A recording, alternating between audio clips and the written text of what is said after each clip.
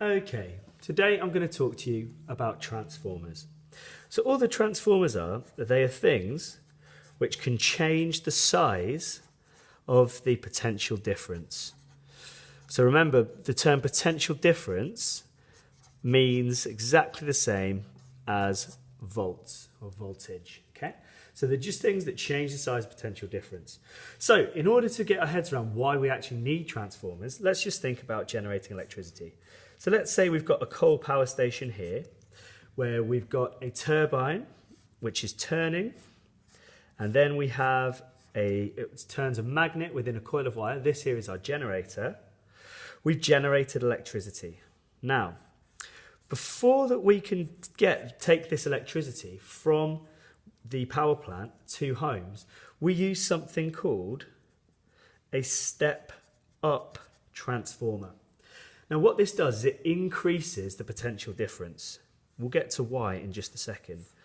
So we then need to transport this, this electricity across in wires using pylons.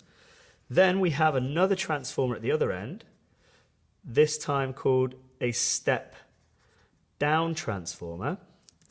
Then that electricity can go into our homes so we could use it in our homes. So why bother increasing the voltage here, or potential difference here, and decreasing the potential difference here? Now the answer for that is because of energy loss.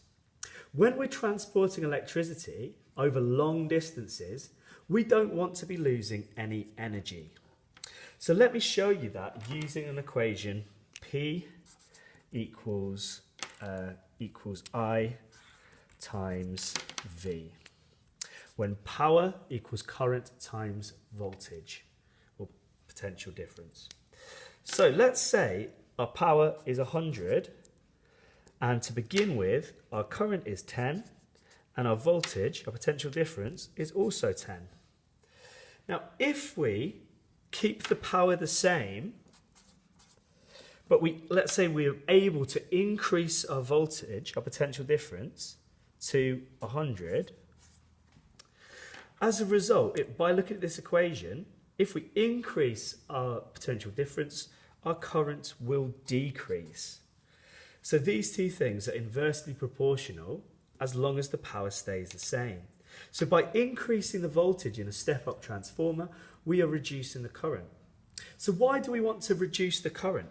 Now the reason for that is if we've got a high current, when we're transporting the electricity over long distances, we have a lot of energy loss to the thermal store. So all the way along this wire when we're transporting it, if we have a high current, we're losing energy all the way. So by using a step-up transformer, we can reduce the amount of energy loss by reducing the current. The potential difference in the national grid is actually increased to around 400,000 volts. So why do we need a step-down transformer? So the reason we need a step-down transformer is we do not want 400,000 volts coming through our plug sockets in our house. It would destroy all our appliances, it would not be safe. So we need to get it down to 230 volts so it's safe to go into our homes. So how do step-up and step-down transformers actually work? So all I'm going to do is I'm going to do a diagram of each. So all that a step-up transformer is, so I'm just right now going to show you a kind of simplified version of this here, is we have what's called a primary coil and a secondary coil, okay? So from my power station, I've produced an alternating current. That means the current is going to be flowing one way, then the other way, then the other way, then the other way, okay? Whenever I have a current flowing through a wire, it produces a magnetic field around that wire. So as the alternating current flows through this wire here on my primary coil, I'm creating a magnetic field.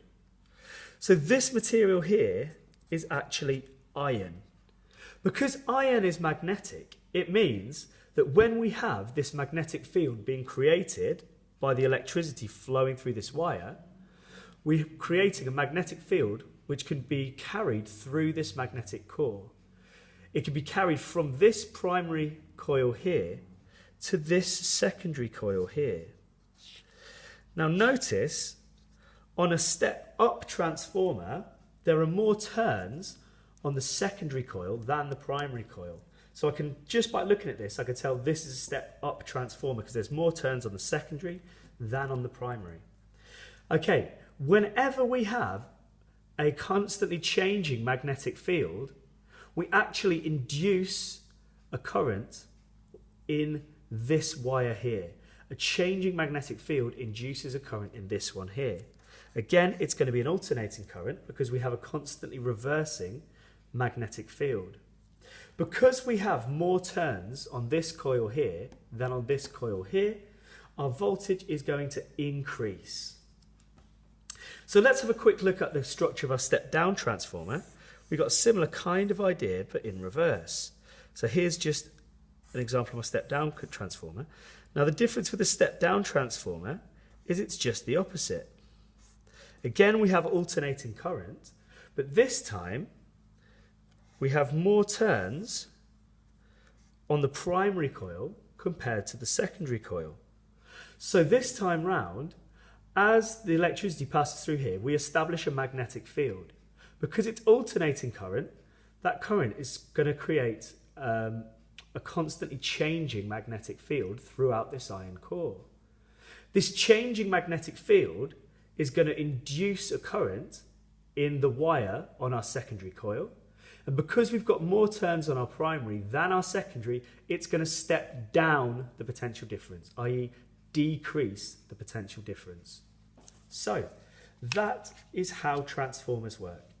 They change the potential difference. A step-up transformer increases the potential difference in order to minimize the amount of energy loss as we transport the electricity over long distances. A step-down transformer decreases the potential difference, so it's safe for that voltage, that potential difference, to be used in our homes. Thank you.